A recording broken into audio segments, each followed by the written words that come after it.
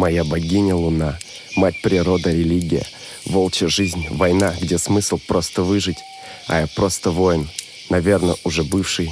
А я просто вою, может кто-то услышит. Иллюзорный мир сегодня то же, что завтра толпа смотрящих людей и вольер зоопарка. Что из этого ложь, а что из этого правда? Наверное, снова будет дождь, ноют старые шрамы. Я одинокий волк, лишь луна мой друг. Вижу ее свет только в черно-белом цвете. Не стану вам служить, есть из ваших рук.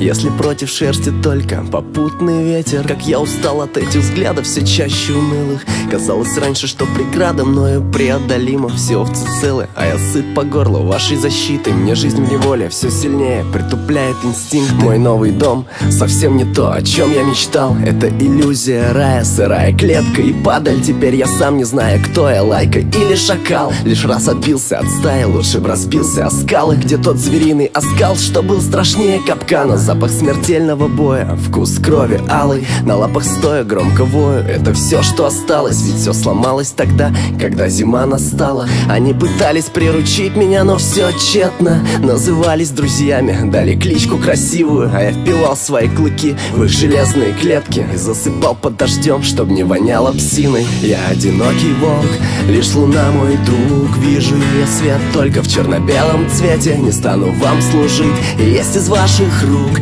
Если против шерсти только попутный ветер. Как я устал от этих взглядов, все чаще унылых. Казалось раньше, что преграда мною преодолима. Все овцы целы, а я сыт по горло вашей защиты. Мне жизнь в неволе все сильнее притупляет инстинкты.